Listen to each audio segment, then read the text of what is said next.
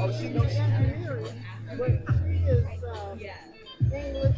Now I know why you told me that story. And then, of course, my sister was and so she walked up. I said, "Well, this is my sister."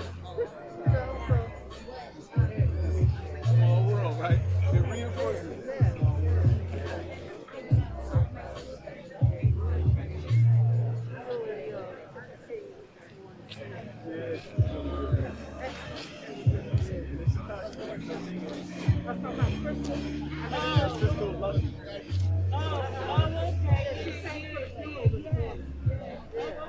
Yeah. And then I was telling her, I said, we was talking about roping. And that's how she connected us together. And then she had me in the car going over. And I said, well, my nephew is out there. She said, yeah, I know him because we, and then my sister walked up, whose husband, Julie, and I said, well, this is my sister. Wow, yes.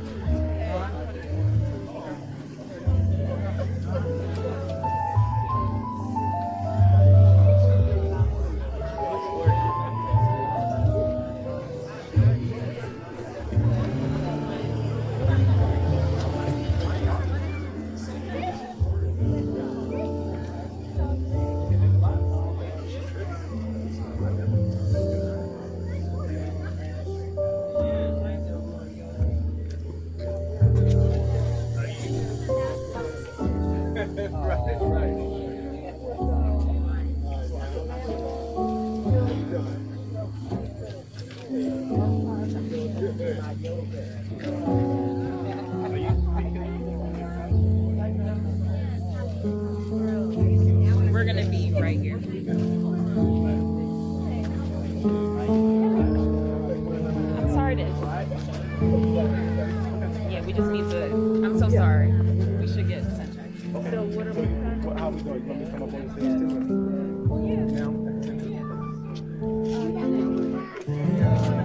I don't know where he went.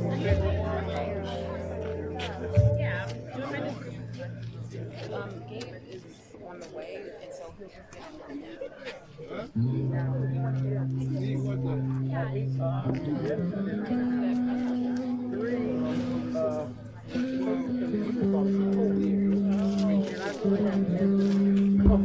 Tiff?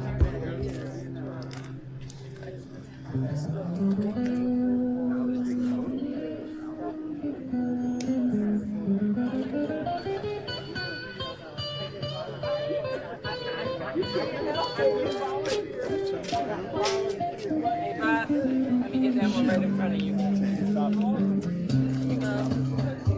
Would you like to hold a sign?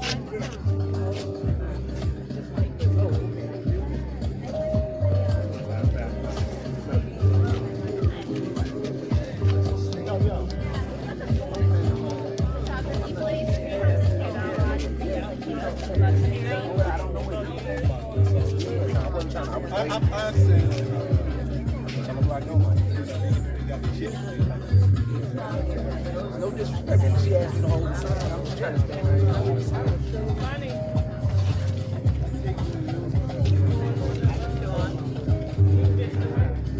I'm waiting for Crystal's gonna start.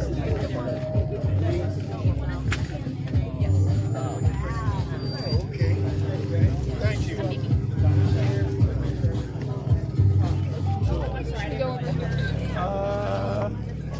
Well, I don't want to block these ones. So maybe like that, can you do like just stand in front, but like across here? Just have some space. I don't know.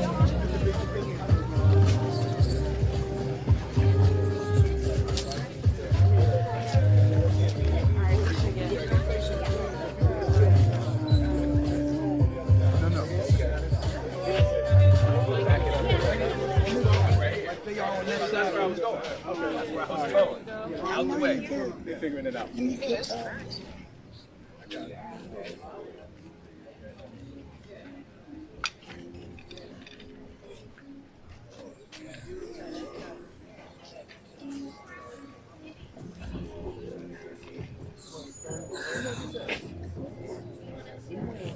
Right here.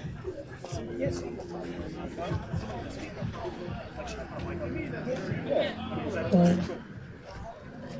I didn't know if you were speaking down there or if you were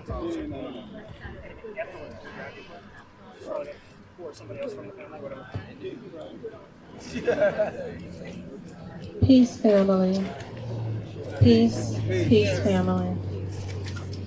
It is 5:27, and for anyone who doesn't know, the reason that we start at 5:27 is because that is the time that the city upped the attack on our Move family by dropping the bomb.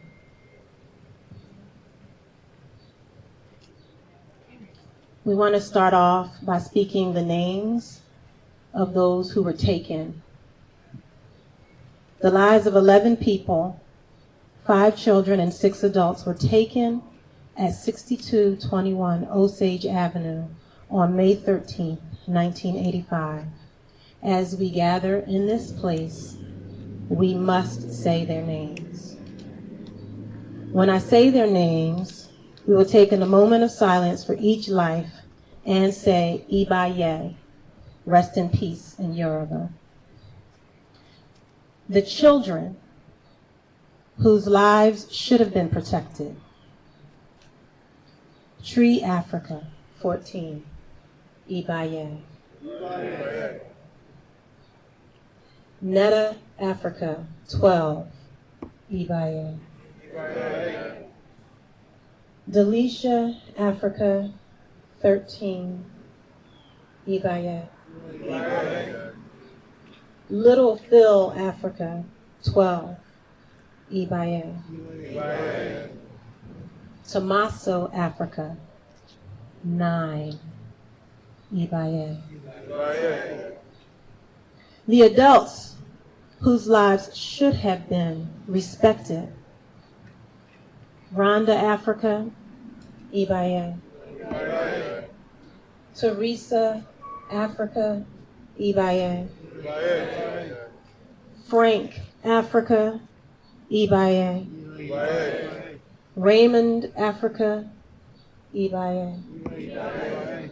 Conrad, Africa, Ibaye. John, Africa, Ibaye. The two survivors of this horrific act of state terrorism, a child MOVE member, Birdie, Africa, escaped with third-degree burns, but also lost his mother, Rhonda, Africa, in the fire. He transitioned in 2013. Ibaye. And our sister and continued freedom fighter, Ramona, Africa, who was incarcerated for 7 years after the bombing on charges of riot and conspiracy. She continues here. She continues to survive. Long live Ramona, Africa. Long live Ramona, Africa. Long live Ramona, Africa. Long live. Who is right here with us. Long live Ramona, Africa. Long live Ramona, Africa.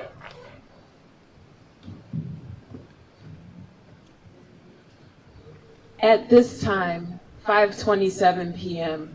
on May 13, 1985, Philadelphia police, firefighters, and elected officials, including the city's first black mayor, dropped a bomb on 13 members of the MOVE organization living at 6221 Osage Avenue. The violent assault by the city of Philadelphia that escalated to the bombing of MOVE headquarters, in fact, began a whole day before on Sunday, May 12, 1985, which was also Mother's Day. This day was the start of a 2-day-long attack on the MOVE organization. This was no mistake. The police commissioner, Gregor Sambor, believed Mother's Day was the best day to launch an assault on MOVE. He anticipated that the black residents of Osage Avenue would leave, go to church, go visit their relatives, and not return home. He planned to use this day of reverence to attack MOVE in secret without anyone to bear witness. On Mother's Day, Osage Avenue residents were ordered by the police to evacuate their homes by 10 p.m. Neighbors reluctantly left their homes, angry at the disturbance and not knowing that they would be unable to return. Some neighbors tried to stay in place, but police conducted searches of the homes on the block and forcibly removed residents who tried to stand their ground. 62nd and Osage Ave was placed under military occupation. Police spent the day setting up barricades in the area and preparing for their attack. Police helicopters flew overhead, and officers and detectives manned checkpoints around the residential area. During this time period, police escorted MOVE children who were not in the house on Osage Avenue back into the home in advance of the attack on the house. MOVE supporters from throughout the city gathered on Osage Avenue in protest. Some made futile attempts to negotiate with the police, and others gathered to protest, but they were arrested. In the early morning of May 13th, 1985, around 3 a.m., utility crews cut off gas and electricity to the 6200 block of Osage Avenue. Sharpshooters and members of the bomb disposal unit began to set up on Pine Street near Move's home. Hundreds of police formed a diamond formation around the area on rooftops and at the street level. Several of the cops on site on May 13th had also been involved in the police raid of Move's Powelton Village home on August 8th, 1978, which led to the death of one officer and the brutal capture of several Move members, most notably Delbert Africa, whose beating was caught on tape. One officer who participated in Delbert's beating was also present on May 13th. At 5:35 a.m. on May 13th, Commissioner Sambor shouted over a bullhorn from his post inside another home on the block, "Attention, Move! This is America. You have to abide by the laws of the United States." That was his so-called warning for the family to surrender to police. 15 minutes later, at 5:50 a.m., Move members refused to come out under the ring of deadly firepower, saying, "We ain't got a motherfucking thing to lose, so come on down and get us." In the decade prior, dozens of Move members had already been beaten and shot by police, had hundreds of members jailed and incarcerated, had the city sieged their homes 7 years earlier on August 8th, 1978, had been subject to city welfare agencies removing their children and even jailing pregnant Move women. They believed there was nothing left to lose but their freedom.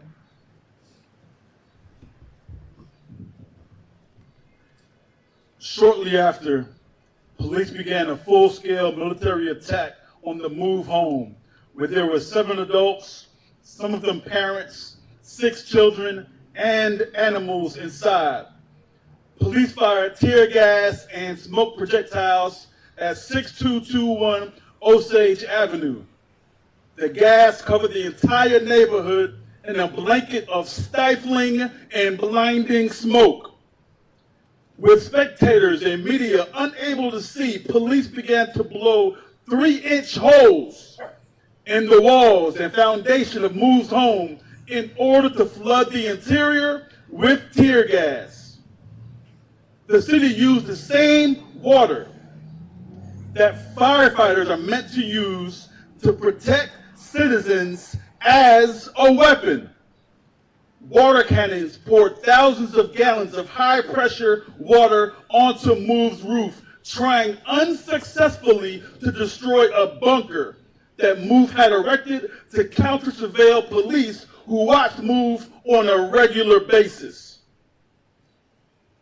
10 minutes later, around 6 a.m., police began firing bullets at the Move home. These first shots initiated an uneven shootout with Move members who tried to defend themselves, their home, and their children. Move was armed with non-automatic weapons, rifles, shotguns, and pistols. For the next 90 minutes, between 6 and 7:30 a.m., police fired at least 10,000 rounds of ammunition into this home. During the ensuing chaos, teams of police lobbed blocks of C4 at 6221, which blew most of Move's front porch into the street. Concerned observers and activists, well aware that children were in the house, made desperate pleas to any available person in authority to halt the madness. But their cries went unheeded.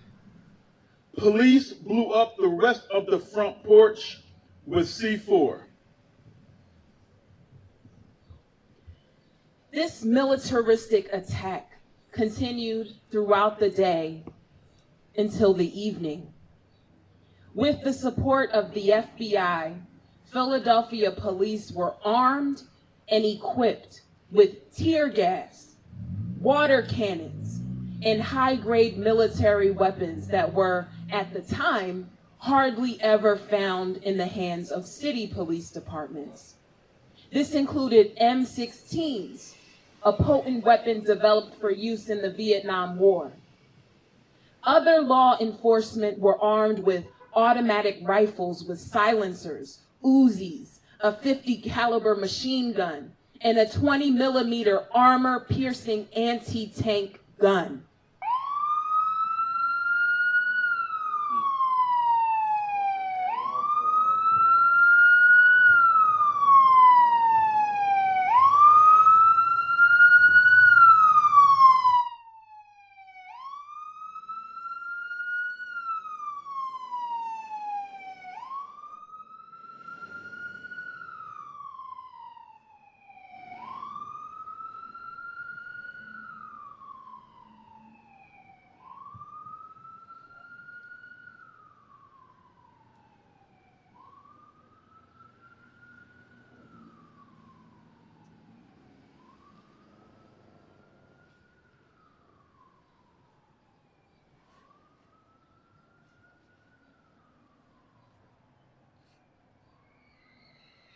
Some of the bullets were 11 inches long, longer than the average person's hand or foot.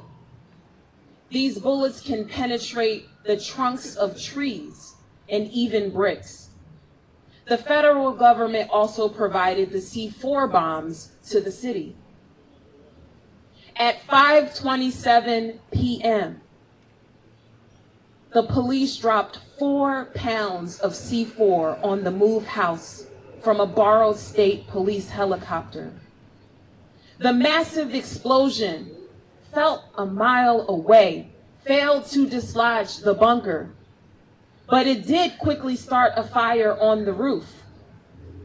Still intent on destroying the bunker, the police commissioner suggested to the fire commissioner that they use the fire.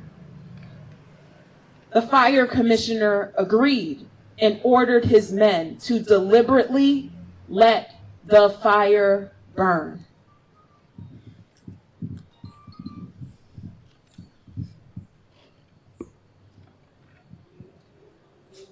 When the burning bunker fell through the roof, it drove the fire into the second floor interior and soon engulfed the porch area, where flames quickly leapfrogged to the adjacent houses, raging out of control. The fire was deliberately allowed to burn. With the upper floors of the house burning intensely, Move members took refuge in the rear of the basement, with women and children huddling in blankets soaked in water. Move members repeatedly tried to escape from the back of the house, but were met with police gunfire. During their attempts, Ramona Africa and 13-year-old Birdie Africa escaped alive and were taken into custody. Several other adults and children also came out into the alley to escape the fire. Several police veterans of the 1978 confrontation were waiting for them. Various statements by policemen and even the police commissioner himself confirmed that cops had fired in the alley as the block burned. According to police logs, one officer in particular by the name of Marcus Bariana, who was one of Rizzo's cops from the assault on Move in Powelton Village 7 years earlier, was stationed in the back alley. He fired over 1,400 shots from several firearms.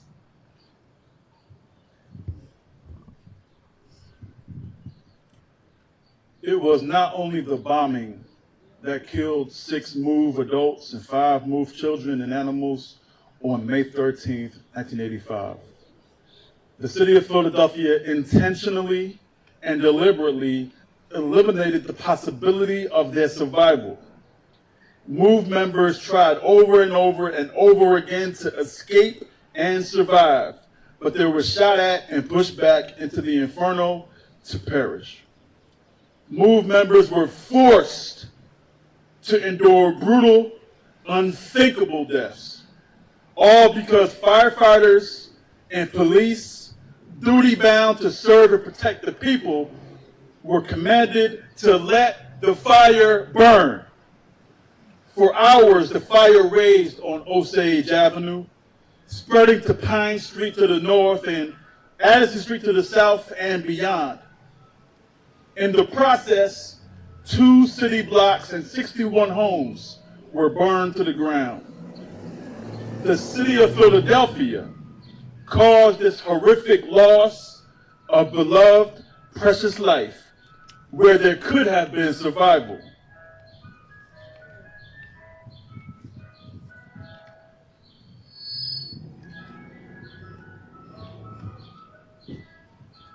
This disregard of life did not end there. On May 14th, police sharpshooters returned in the early morning hours without authorization to disturb the scene of the bombing and attack.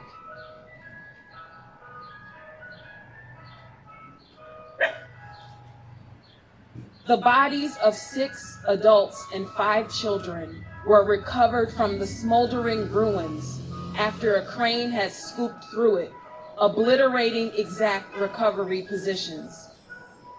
Medical examiner personnel left the bodies unrefrigerated, making the delayed test to determine the cause of death inconclusive, even though bullets were found in some of the bodies.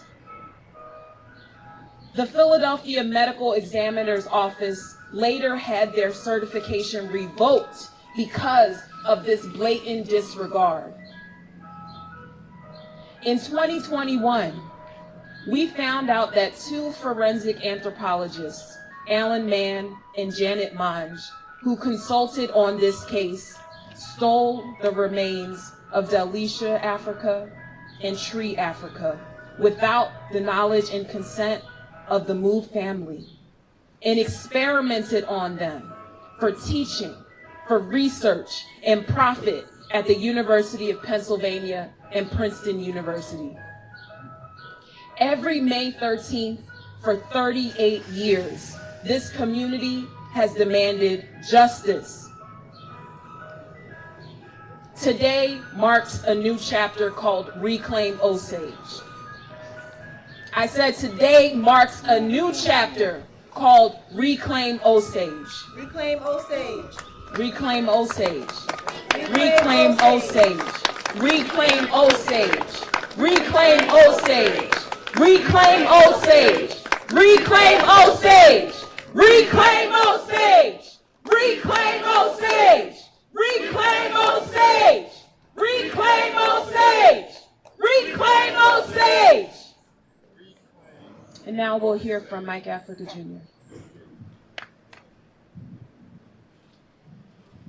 Peace, y'all. We on the move.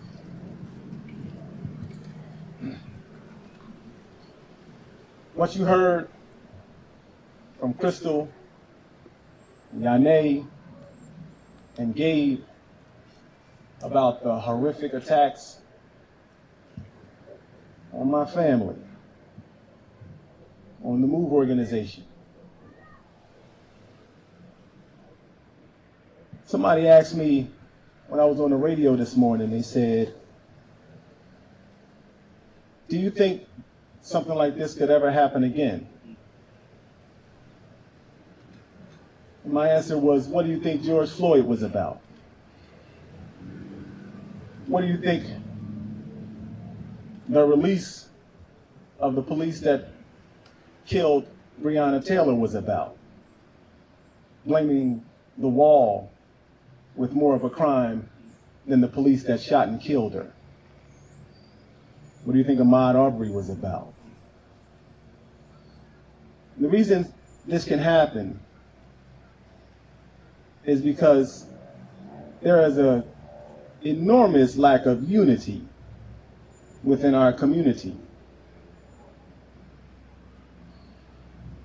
Unless people work together, we're always going to face this. Do you remember when Kanye West said something about the Jews and how quickly he was responded to and how heavily he was responded to? He went from being the richest black man in America to like 125th in a day. Because when you have unity, you have power. When you don't have unity, that power is weakened.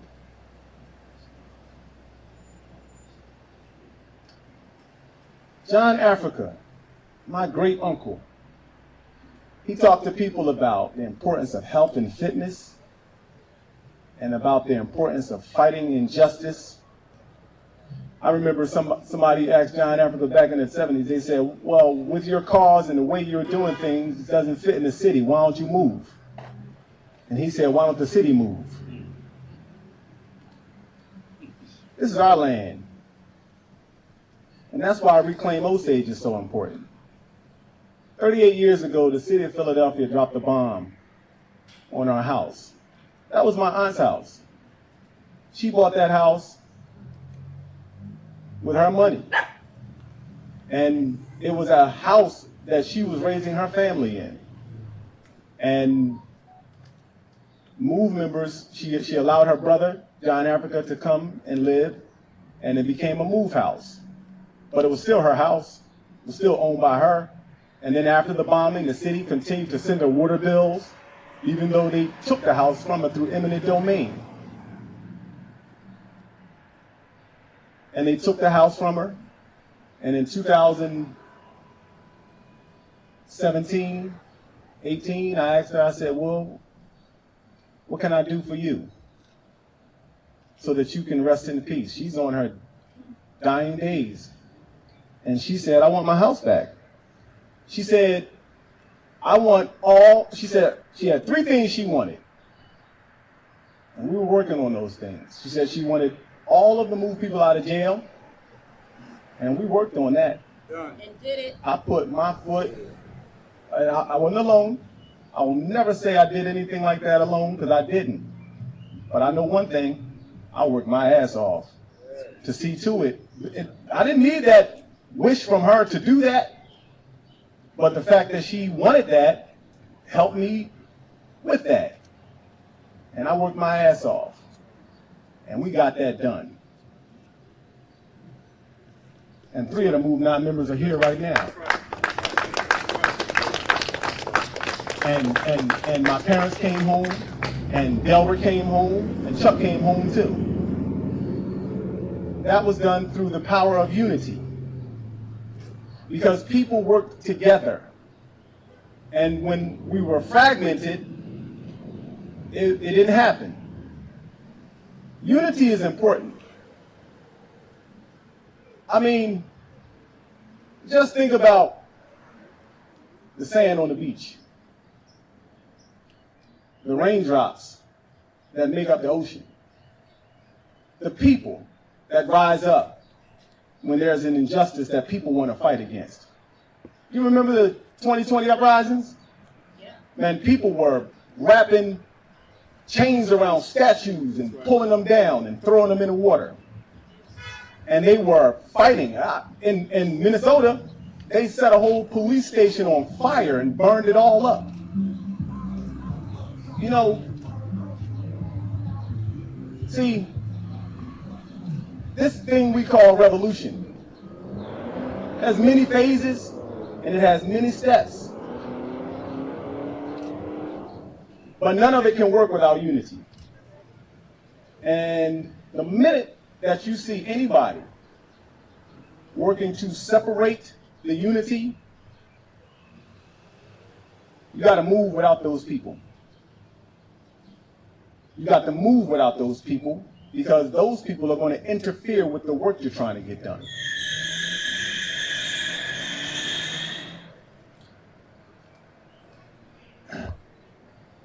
You know, when I asked my aunt, I told her, I said, I wanted, you know, she said she wanted to get her house back.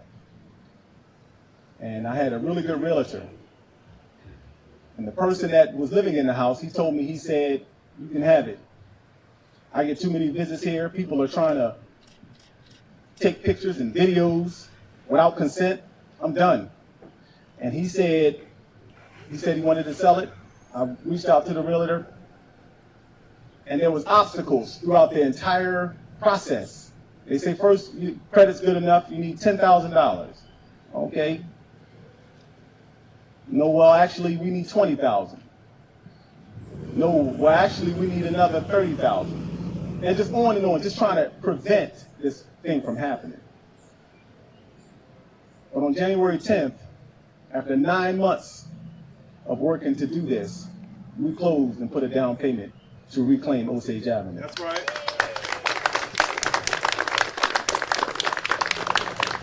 This is not about purchasing a house. This is not that's not even the same set of bricks. It's not about that. It's about taking a stand. It's about having our what is rightfully ours. As Louise said, that's my house.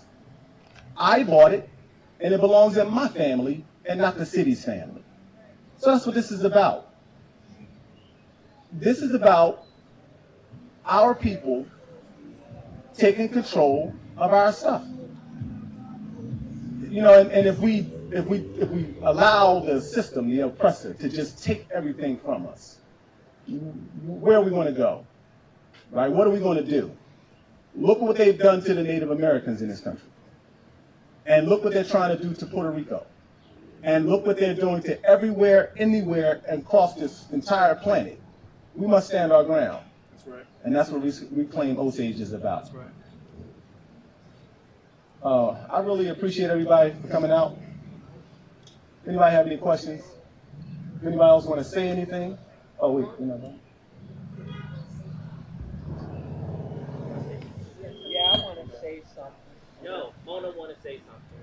Okay. Bring the microphone to her. How it works. Move the teacher. No, they gonna bring it. No, because it doesn't work.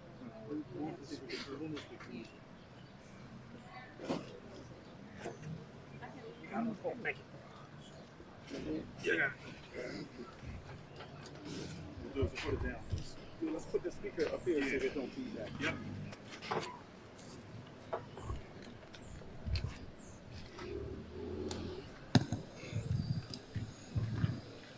On the move, everybody. On the move. Long live John Africa.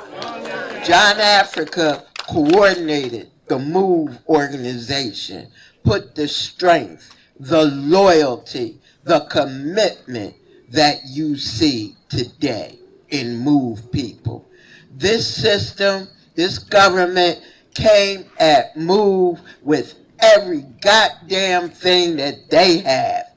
Everything that they use to infiltrate, to exterminate, to eliminate other organizations that dare to take a stand against this system.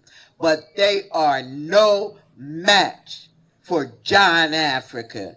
Across the world, particularly in Philadelphia, people, officials, tried to erase the example of John Africa, but they couldn't do it, and they will never be able to do it. So what I want to say is, if you truly believe in revolution, then you better understand that it is not for a day, a year, a decade, a century. It's for a lifetime.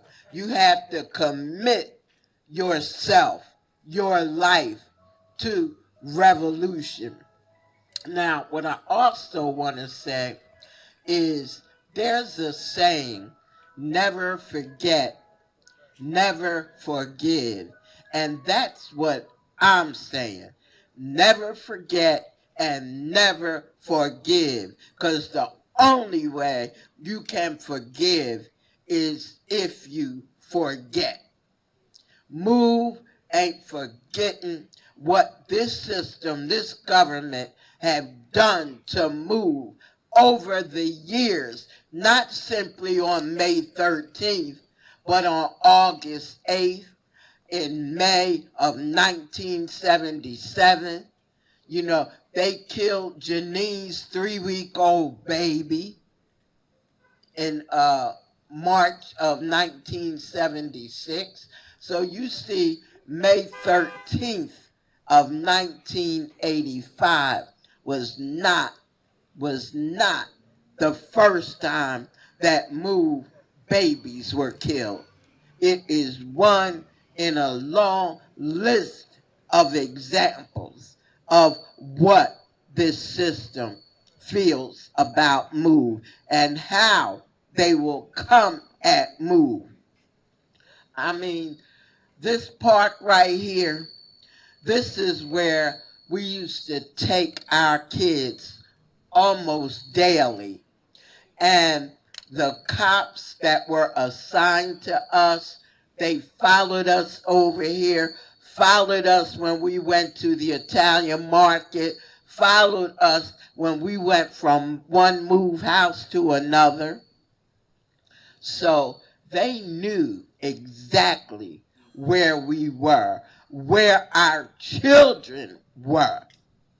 Now, if they were so concerned about our children, why didn't they pick them up long before May 13th? Why on May 12th, Mother's Day, one of our supporters came to our home on Osage Avenue, said she was going shopping, and did we need any food? So, yes, we said, yes, we need a few things. And she said she would get them, and at the time, some of our children wanted to go with her, and we allowed them to go. Now, there was no police barricade when they left, but when they returned, it was a police barricade across 62nd and Osage.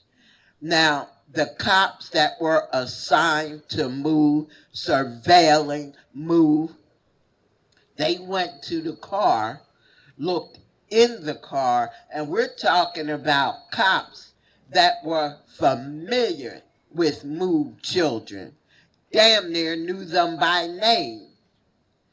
They moved the barricade and let that car containing our children back into 6221 Osage, knowing damn well what they were preparing to do.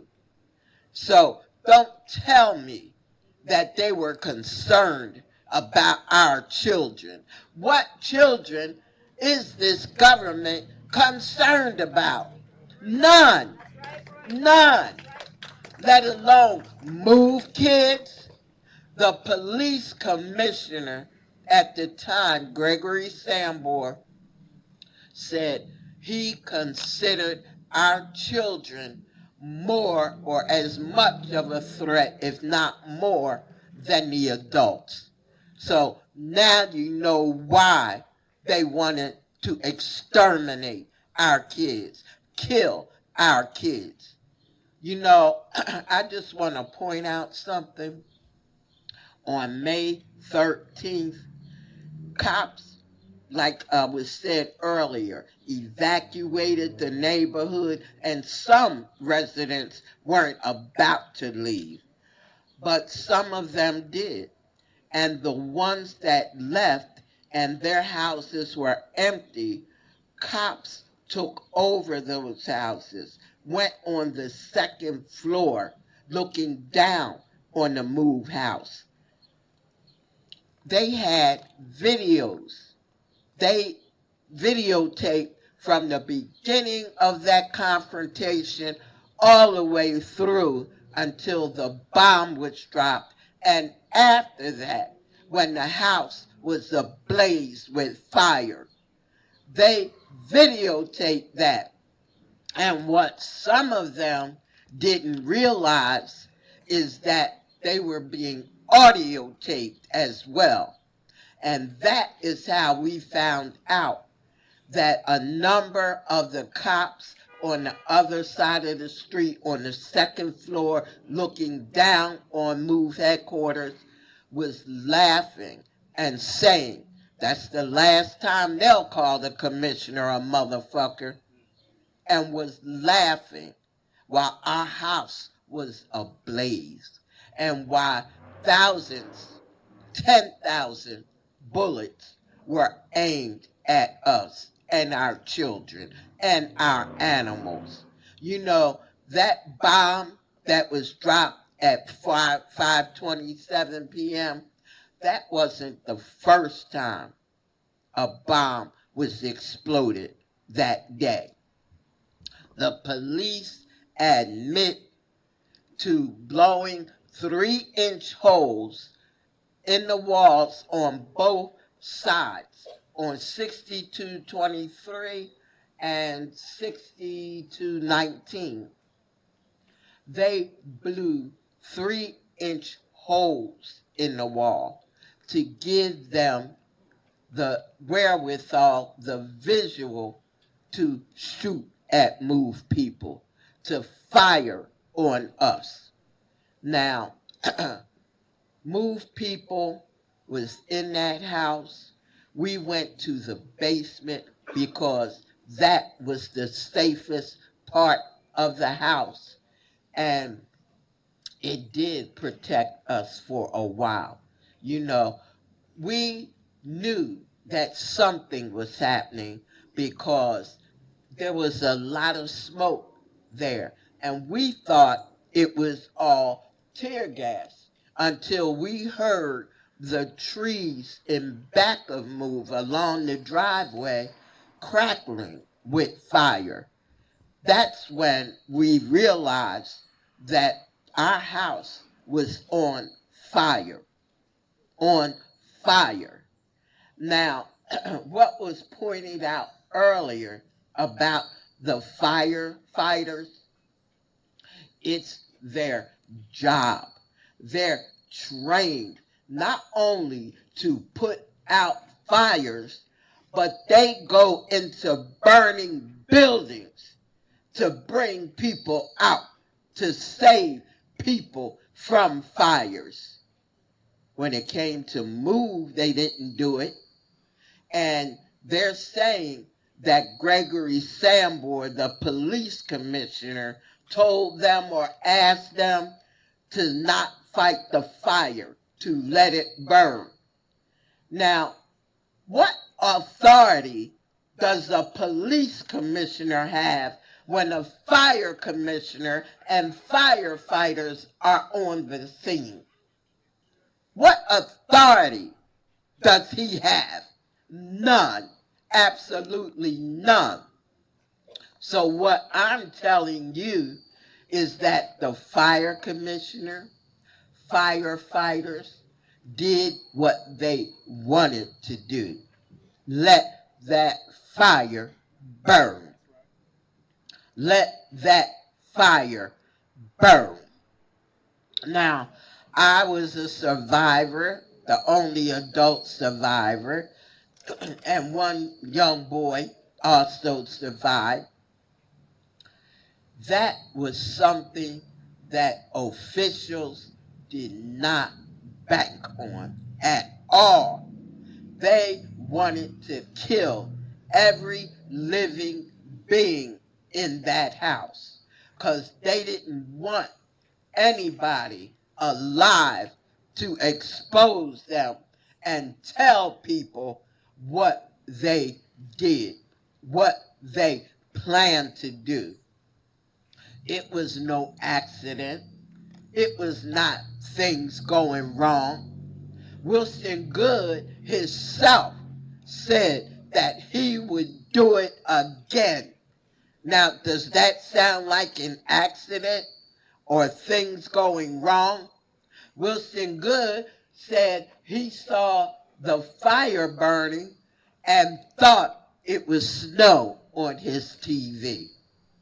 Now, can anybody believe that?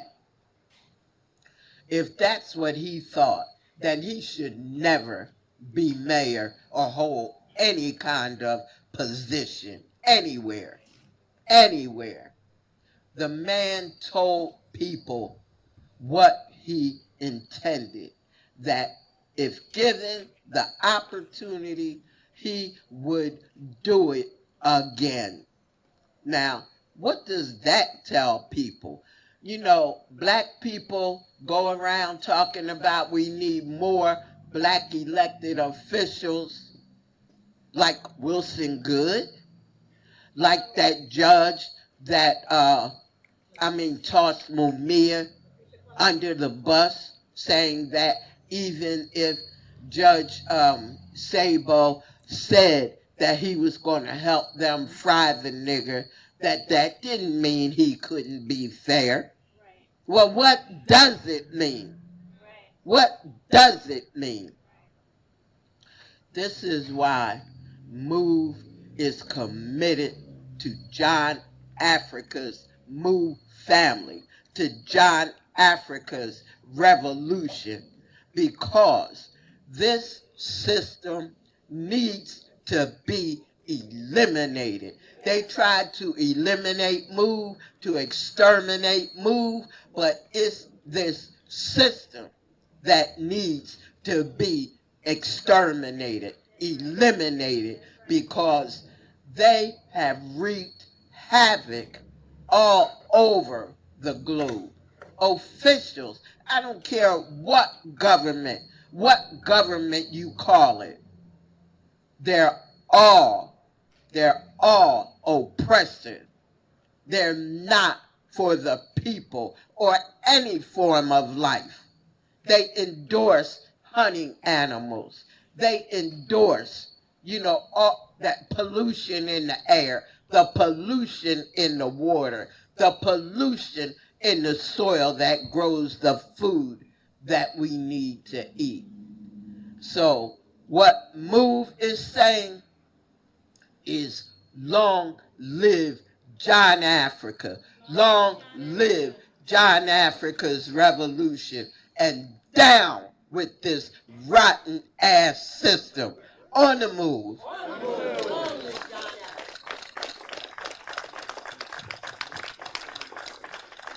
To be clear, you heard from Ramona Africa, a revolutionary fighter who survived, as she said, as we've been talking about the bombing. We want to make sure everyone knows who you're hearing from. Long live John Africa. That's right. Long live John Africa. And long live Ramona. Long live Ramona. We're going to say the names again of our MOVE family who was taken. I want to say who was lost, but who was taken.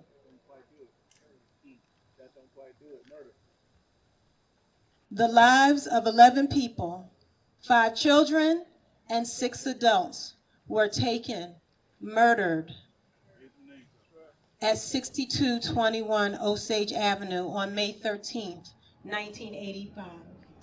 And before we leave this place, we must again say their names. This is hallowed ground, here all the way through to 6221. We will take a moment of silence for each life.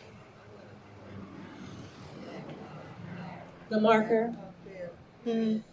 No adults, no officials did that. It was the young. On the move, I'm Janine Africa, Minister of Education for the MOVE organization, and my son, Little Phil, was murdered by city officials May 13th. And what Mona wants to say, and Janet Africa, her daughter Delisha, was in the house, and what she wants to say is that marker that we are all here for was fought for by children in elementary school. Children that did something that no adults even tried to do. Children fighting for the children that was murdered. And our family was so moved about that because Nobody had ever done anything like that before. And we want people to know, when you ride by here, look at that marker, and it will make you remember our children, our family, our animals every day, not just May 13th. And right here is the teacher that inspired the children. She motivated them, and she let them express themselves and do everything. They did everything. This is Karen from the Jubilee School, and she said them children did this all on their own. They didn't want any help. They stayed after school. They wrote letters, made calls, did petitions. Children on Osage Avenue, going to everybody's house, letting them know what they wanted to do. And we're saying this is one of the things that this system tried to erase. And this is what MOVE is saying: nobody will ever erase the influence of John Africa and John Africa's MOVE organization. On the move, long move, John Africa. On the move, y'all. I'm Janet Africa, Minister of Confrontation, Minister of Education, Minister of Revolution. And we just wanted to tell everybody, when this incident went down, we were in prison.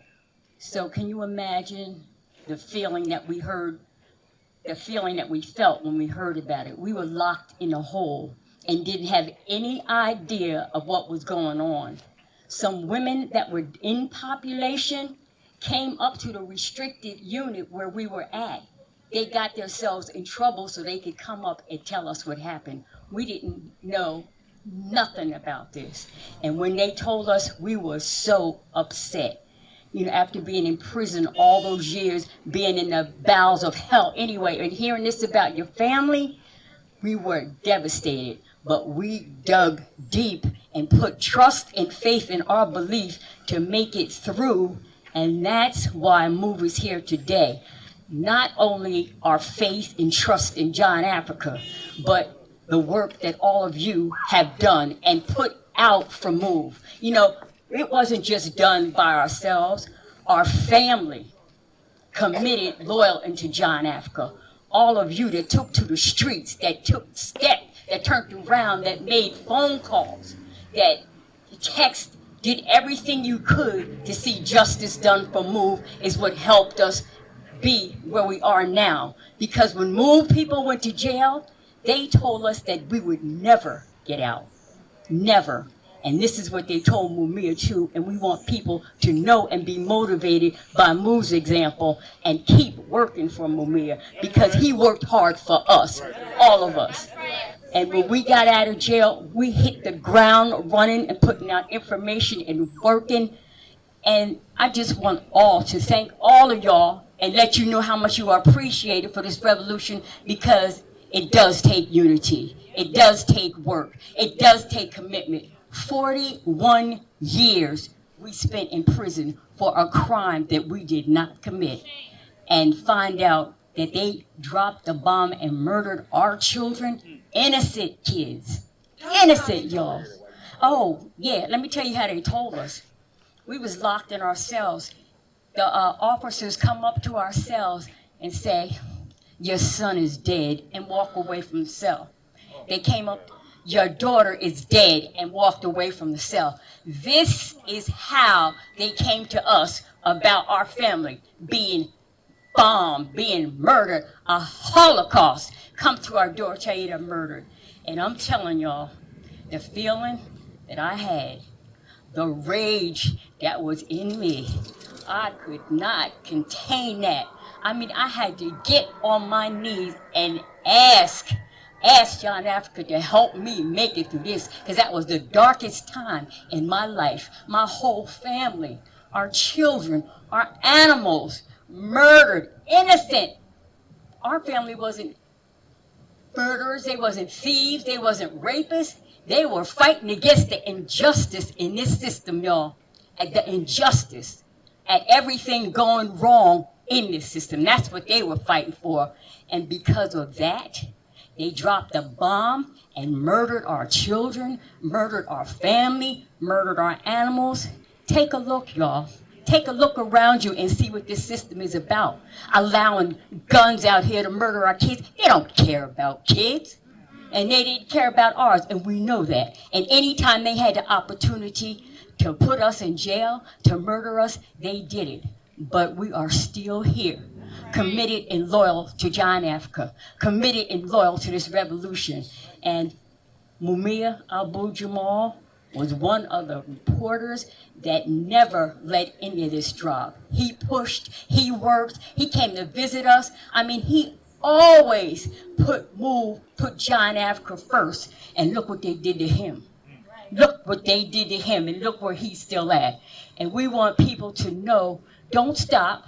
I know for years when we was in prison, we saw the mass of people, and we saw the many years that everybody was involved in this. And after a while, you know how it gets you feel like, oh, ain't nothing happening.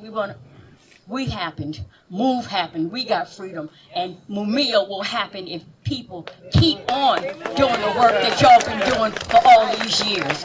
On the move, long live John Africa, long live revolution. Free Mumia and all political prisoners.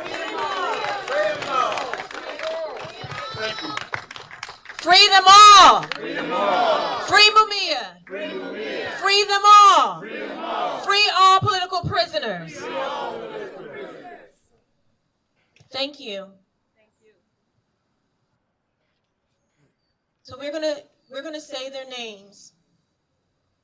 We're gonna take a moment of silence for each life and say Ibaye. The children whose lives should have been protected. Tree Africa 14, moment of silence. Ibaye. Ibaye. Netta Africa 12.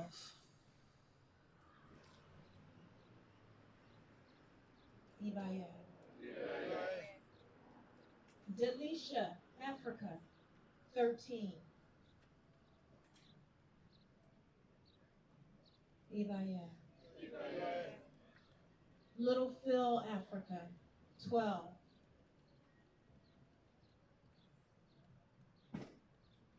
Ibaye.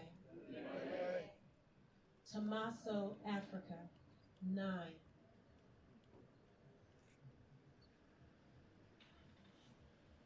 Ibaye. The adults whose lives should have been respected. Rhonda Africa.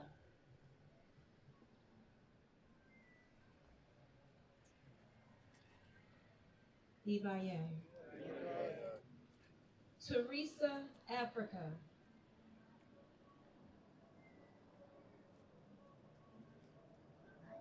Ibaye. Frank Africa.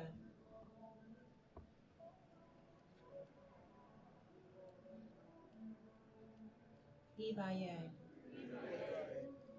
Raymond Africa.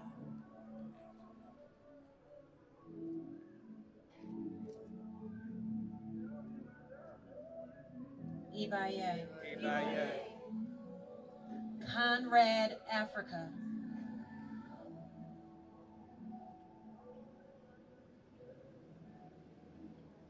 Ibaye. John Africa.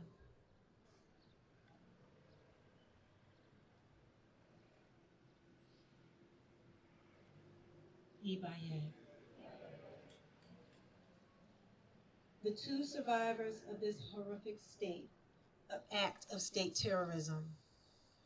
Birdie Africa.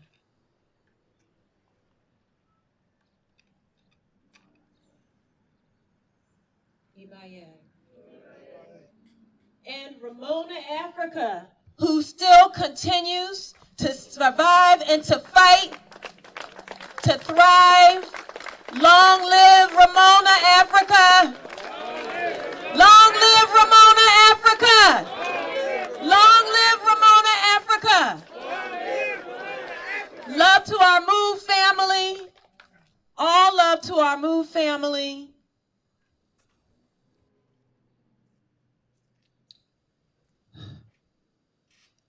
We're going to close. We appreciate everyone coming here to remember. Okay. We appreciate everyone coming here to remember this day. As Ramona said, we will never forget and we will never forgive. We will be able to release the rage when this system has been taken down. And until that moment, long live revolution. Yeah. Long live revolution. We want to thank you all for coming out. We want to thank our MOVE family for being here. Can't imagine what it means to be back in this space, to share their memories. We want to make sure that you're aware of the beautiful portraits in front of you. These are the beloved members of the MOVE family that were taken from us and those that survived. They were painted by our comrade Bryce. And we want to make sure that you come take time and see each and every portrait for each and every life. You'll see their name. You'll see a description of them. Some of you may have never seen their faces before. So as you look at each portrait representing each life, think about the life that they lived, right? And so I'll pass it to Mike to close.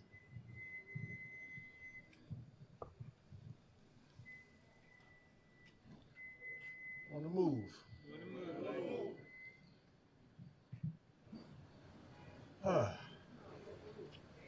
It's never an easy day, May 13th. But you know what? I'll tell you something. It's inspiring. It's inspiring to see people keep moving. It's inspiring to see people keep working. It's inspiring to see people keep fighting. And no matter what our differences may be, no matter what challenges we may have, as long as we stay on the move, we will win. On the move. On the move.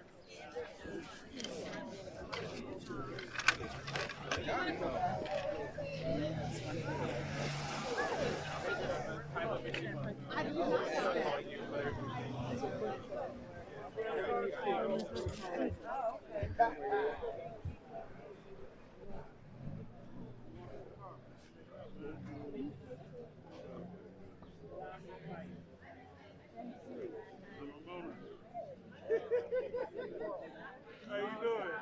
Good to see you, man. Good to see you, man. Good to see you. Gabe. Gabe or Gabriel? Gabe, good.